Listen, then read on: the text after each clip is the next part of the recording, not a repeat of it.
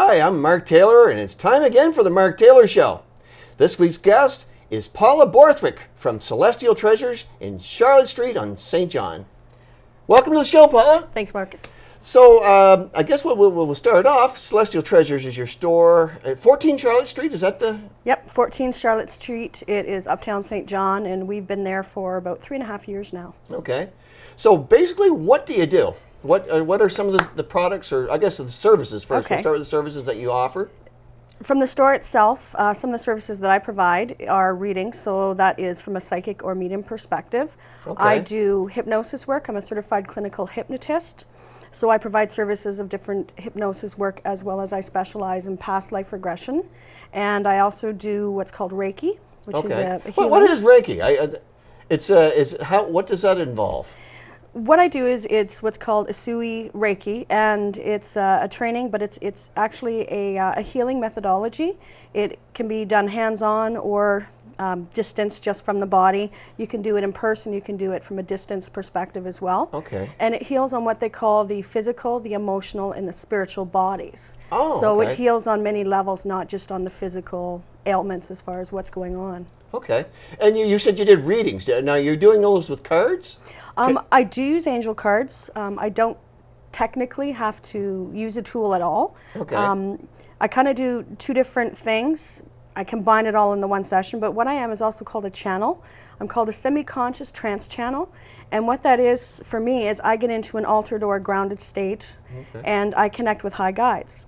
And these guides will answer any type of question for any of my clients for anything that's going on. Okay. And they always come from a place of love and healing, and it's about helping people. Okay. The other side of what I do is mediumship, and for me that's a newer skill set. I've been doing that for about 3.5 years, where the channeling I've been doing for about 20 years. Okay. And mediumship is connection with spirit on the other side, so it can be People our departed... have passed on. Exactly, departed loved ones, and I can also connect with pets. Okay. So some people don't think animals have souls, but they actually do as well. So that's kind of connect on both levels. Wow. Okay. So these are, I mean, is there other things that you do, or is that pretty well? That's a big meat of what I do. Yep. I also offer different workshops. So I train people. I do a meditation group where I refer to it as meditation with a hypnotic twist. We bring a little bit of hypnosis in to help people to relax to do it. Okay. I have what's called an evening with spirit, which I do every 2 weeks too in a group format. Okay. It's an opportunity for people to come and see what I do, connect with loved ones, ask questions, if you will, a little bit of a marketing too, so people can come and see that I am for real. Yep. And not just trying to, say, take somebody's money, so to speak. Okay, so you were talking about hypnosis. Now, that could help you with smoking, weight loss, anxiety, or things that are bothering your life and stuff like that. Is that what that's all about? Right. Hypnosis can assist you with pretty much anything that's going on, from fears to phobias, as you said, smoking, weight loss, addictions, things like this. And actually the past life regression side can do the same thing. What they say is that when we come into lifetimes, it's the concept of reincarnation. Right. That when we come into a lifetime, say, using an example of a fear of water, a fear of heights, that can be associated with the past life, and we've actually brought that trauma forward from that lifetime into this lifetime. Like, for instance, I could have been on the Titanic. Yes. And now I'm scared of getting in boats on the water, right? Yes. I mean, that sort of thing. I mean, exactly. I'm not still maybe oversimplifying, but that's basically what you're talking about, stuff like that, right? Right.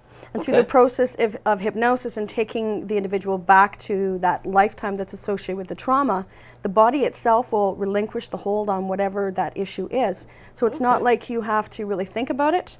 The body itself lets it go, and it's such an interesting process. Wow. So you're basically a hypnosis. It puts you into an altered state. Yes. So that, do you remember what happened during the hypnosis? Like, if you hypnotized me, would I remember everything you and I said, you and I talked about? I think part of it is if I'm putting in the suggestion that you'll remember everything that's going on. Right. There's times you can put in that they don't, but for the most part you do, because it's important for you to remember, especially with the past life regression, what's gone on, because there is such an emotional attachment to it. Okay.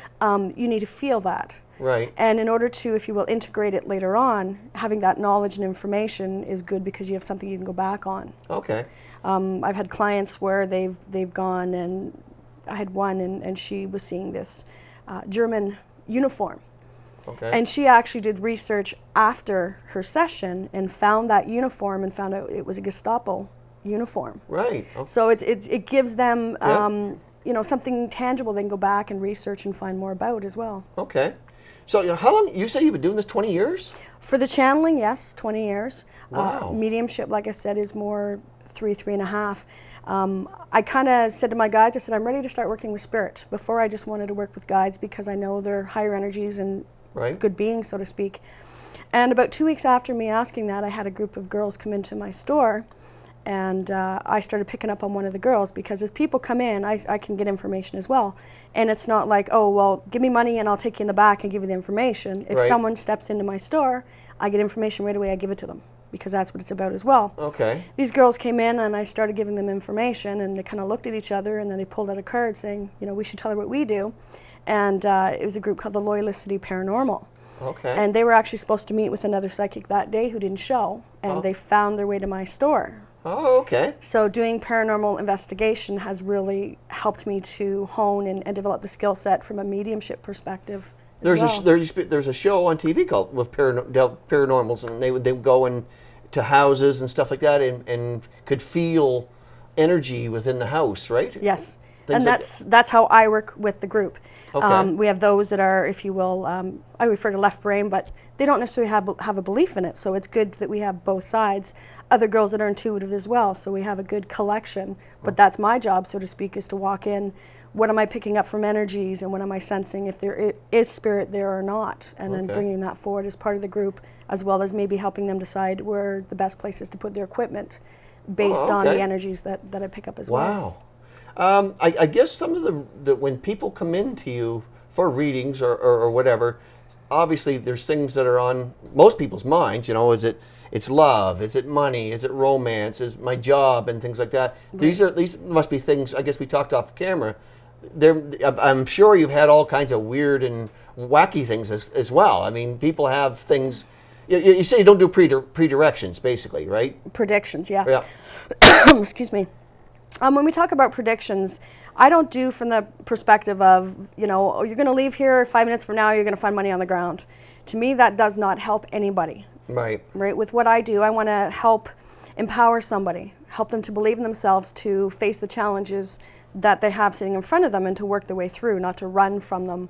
So when we talk about, say, relationships, they may say, you know what, you've been here, it hasn't been so good. You Right. can continue on knowing it's not going to change, or you can step out knowing that it might be a little bit difficult at first, but you know what, at the end of the day, it's going to be better. But then the guides will say, you make your choice, because at the end of the day, there's also free will. Exactly. Nothing's ever set well, in stone. that's kind of how you work, right? You present the information to the person and say, you make your choices, decisions on basically what I tell you. Right. And you know, if you choose not to, then that's okay. You know, Exactly. whatever. Because I go back to last summer, I guess, when I come up to see you at the store, and you did a reading for me. Mm-hmm. And at the time, and you say you don't always remember what went on, but maybe if I tell you back what happened, because I'm sure you see, you know, hundreds of people, and it's hard to remember everybody. You really couldn't remember me when I called you on the phone. You think, but then it came back to you after you said, "Oh yeah, I know who that is," because you Yes. saw some of the shows on YouTube. And I went in there and I said, you know, basically told you my story. You told me some things about me and everything, and you told me was that I should pursue things like what we're doing here. And I thought, you know, you said, you know, TV, radio, these are things you should be pushing yourself towards, and I think you would do well with it. So I'm thinking, okay, so. Totally left field, eh? Yeah, so, exactly. I had no idea what you're talking about. Right. So we fast forward a few weeks. I had Bell TV installed, a satellite dish. I discovered this channel. Never even realized this channel even existed. Mm-hmm. So I watched it, and it's CHCO, and I thought, well, that's Charlotte County Television. It's okay, so I watched some of the shows on here and thought, God, you know, and I still never gave it another thought about what you had said, because I think you would explain to me was, don't make your decisions based on what I tell you or any psychic tells you. Right. Just let things happen. And so I come over and I met with the gang over here and said, you know, what's the chances of getting a TV show? And we talked back and forth, and you know, a year later, here I am. And so that's the kind of the things that you talk about is just basically let it happen, let the chips fall. Right, and I guess it is prediction to a degree. Right. But it was more an awareness to be aware of this, so that when the opportunity stepped forward, you're more ready to step into it. Yeah, because I had no inkling, because I had no idea how I was going to get on TV at the time. I'm thinking, well, is the CBC going to call me? So I thought, well, so you just kind of put it on the back burner. I never really thought too much of it, but that's kind of an example of the way it works, right? Yes, universe puts things in place. We set up the intent. Everything is energy, Right. thought, words, whatever. So when we have an idea of what we want, we put our thoughts and our energy into that. We can actually help create it from an energy perspective. So Okay. having that knowledge will help to draw that in, Right. especially if it's somewhere where you're meant to be going. Yeah. Well, another question I have, and I'm sure I'm probably not the only one that thinks this. Do other people have these abilities? Everybody has the abilities. Okay, because Right. I sometimes things happen to me, and I'm thinking, how can that happen? This is too much of a coincidence. I kind of had an inkling this is going to happen, Right. and it happens. I don't necessarily believe in coincidences at all. Well, I believe there's reasons for all things. Right, exactly. Everybody has different levels. There maybe some people that are more highly in tuned, or it's easier for them to connect with it. Okay. But everybody has that little voice in their head, or that little motion in the pit of your stomach that kind of says, "Hey, what are you doing?" It's all the same thing. It's just, for myself, as an example, I spent a lot of time studying and training and working to develop the skill. And harness it. Right. I was described as a muscle. When you first start working a muscle, it doesn't work so good. But the more you work it, the stronger it gets. Okay, because I think that I thought that everybody had it. So if so, have you run into other people that didn't know they had it, and all of a sudden you get talking to them and they think, Yep. maybe they have they have a gift where they can use tarot cards or whatever. I mean, Especially with the store. The Right. store's kind of become a beacon. One of the things I said when I opened it is I kind of said to my guides, I asked to be a depot for those that are trying to find their way. So I put the intent out there to bring people in that are confused and don't know what's happening. Okay. So I have a lot of people that will come into the store and just go, I've got this going on, and they may be uncomfortable sometimes. They may wander around even before they talk because they're not sure Yeah. how someone's going to respond to it. exactly. So I have a lot of people that come in and are, say, what I refer to as empathic. So they feel things, they feel people. Right. And they don't know how to handle these things. It can have side effects, so to speak, in your body as you're experiencing it. And you don't Okay. know what to do with it. So the store itself has become a depot that I have a lot of people coming in asking about, spirits and ghosts. But hey, I'm experiencing this, or they want to learn more about how do they develop it and how do they, connect, things like that. When you meet somebody for the first time, do you get, is aura a word or that I'm looking for here? Do you have something you think, maybe you've met somebody and you're thinking, this is a bit of an evil person, or this is a funny person, or this is, or whatever. Do you get that sort of a inkling about them? I don't physically see. Some people do. They can see that auric field, that energy Right. around. I refer to myself as an energy hound, meaning I can feel everything. Okay. So I can, when somebody comes in, I refer to it as a mask. So someone will portray themselves in one way, but having the gifts, you can see beyond that mask and see the true nature of Okay. who somebody is. So yes, I can meet someone either in the store, even out on the streets, and go, okay, well, this person, I just don't like the energy. Yeah. And for me, I'd have to block right off. Yep. So there's other times, say, if someone else has come in and they're having a really bad time with something. I've had this happen too. An example where there was a woman who had lost her daughter. And from a mediumship perspective, what the spirit has been trying to do a little bit is take my throat, take my voice. So all of a sudden I start coughing very, very loudly. Okay. And they won't leave me alone until I'm done with that. Okay. And all of a sudden I was seeing this, I hurt you, I hurt you.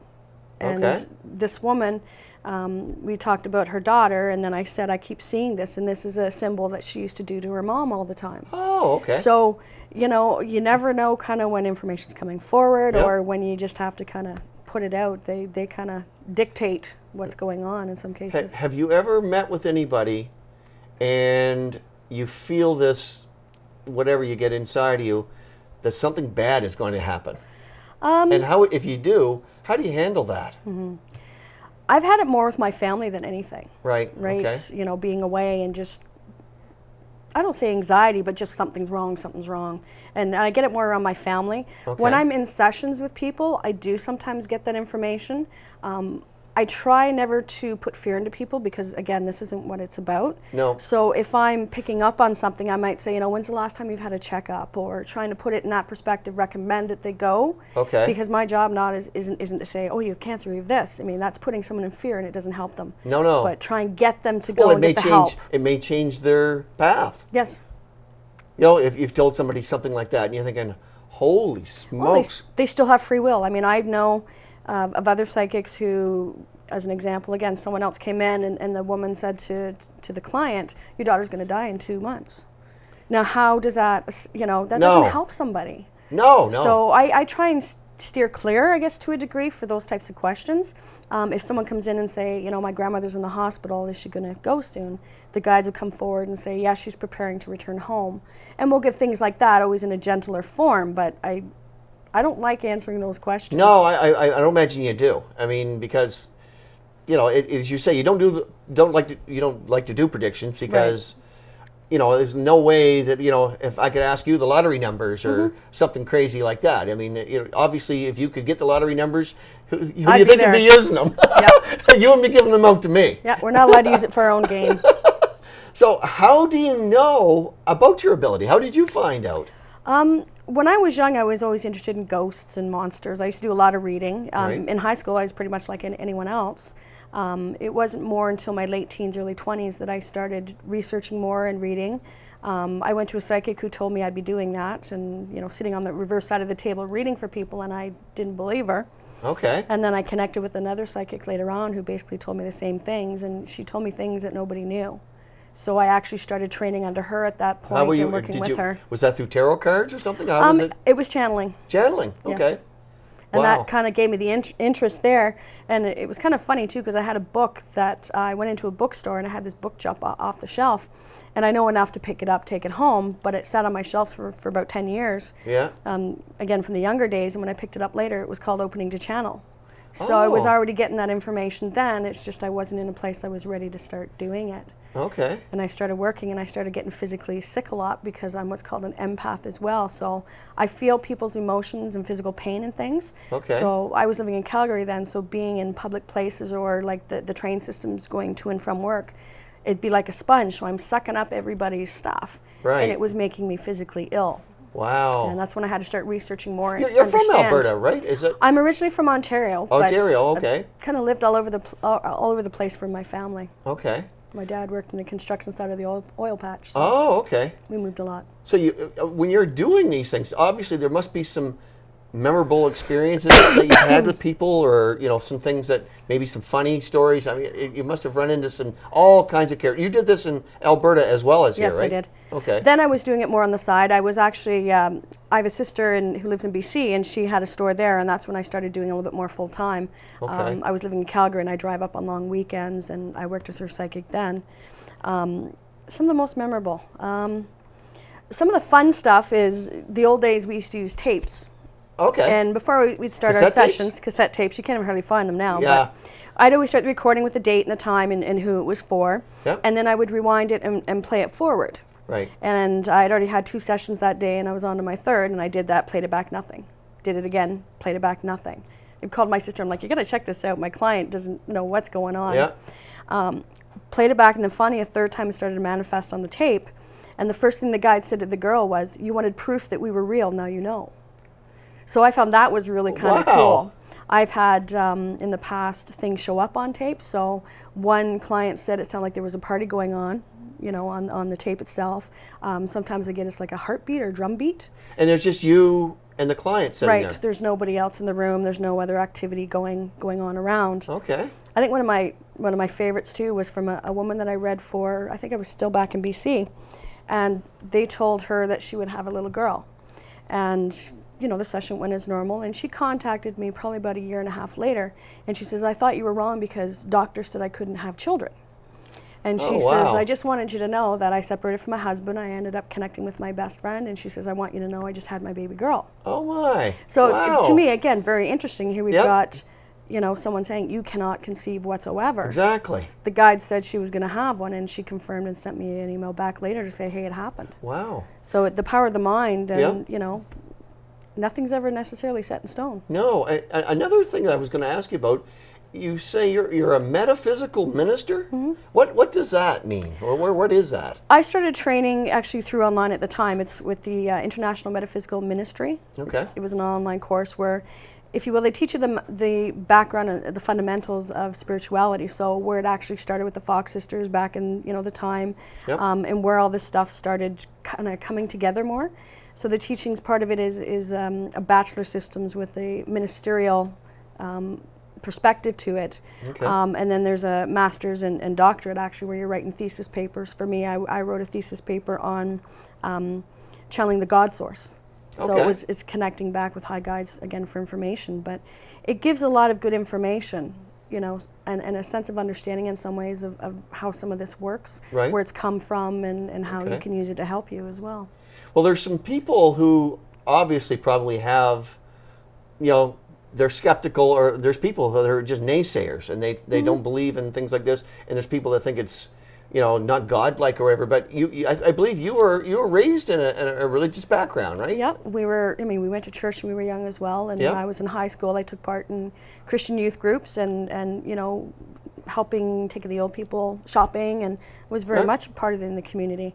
So when my gifts started opening up, I struggled with it a lot internally because the teachings of what I was taught, and yet I'm doing all these things and I can't explain it. So Right.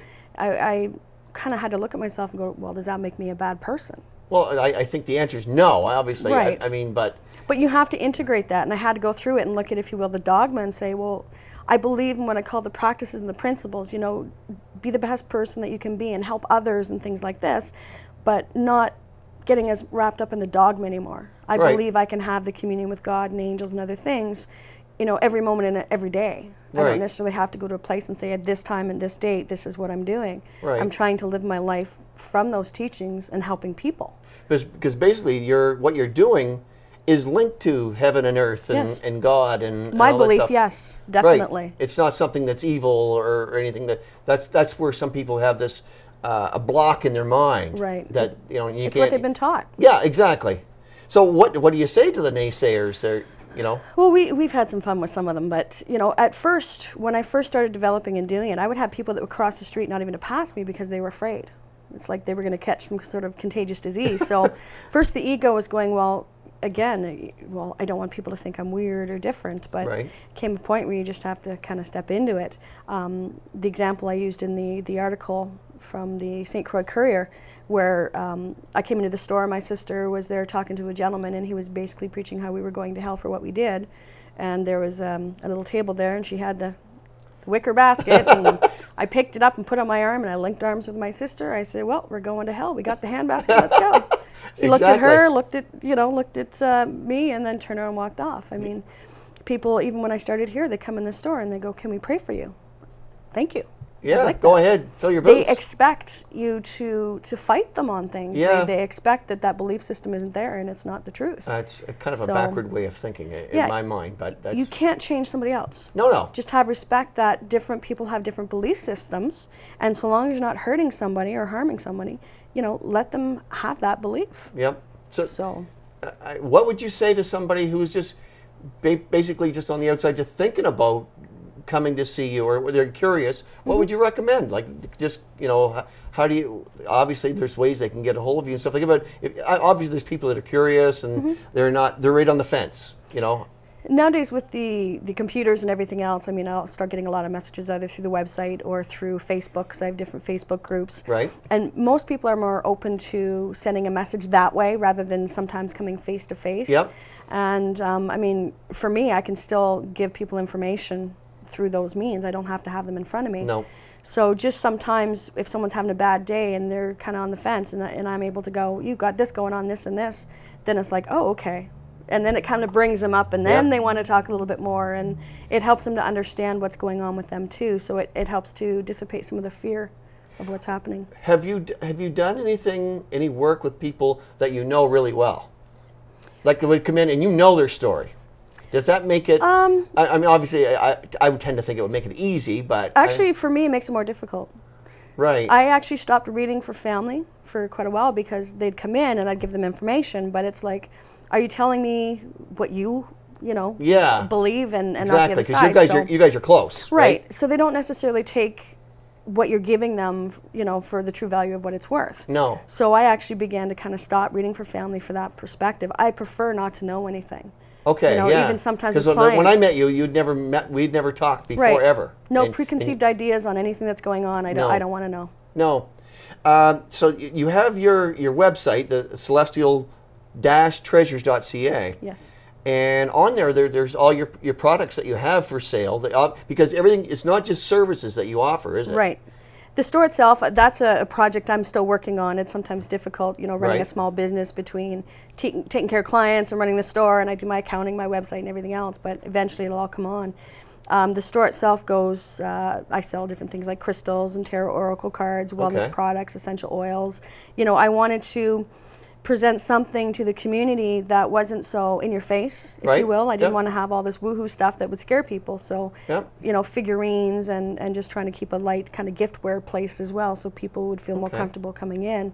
But the background, so to speak, or the back rooms is more of where a lot of the work goes on. Right. The store is just the front to help bring people in that need assistance. Exactly. And another thing that I mentioned to you, I guess off camera, was you can go on your website and all the prices are there. Yeah. Everything that you have, there's a price there. So if anybody wondering how much does hypnosis cost, hypnosis, how much does all this stuff and all things cost? Well, it's all there, and you know, there's nothing hidden. So yeah, I mean, I've seen other places where they'll go, oh, you have a curse, and you know, just talk to me. But no. If I'm bringing somebody in, they have to know what they're looking at. Right. So whether it's prices or what exactly goes on, right? They have to have a sense of understanding, whether it's a reading or hypnosis or whatever, and feel comfortable doing it, right? You can't force somebody to do it. You got to be honest and upfront. The only thing that, I hate to interrupt, the only thing we're being forced is time is our enemy, Paula. The time has passed so fast. I want to thank you for coming on. It's been fascinating to talk to you, and I'm sure the audience will find it as well. So anyway, that's another episode of The Mark Taylor Show. Thank you for joining me, and please join in next week. Thank you.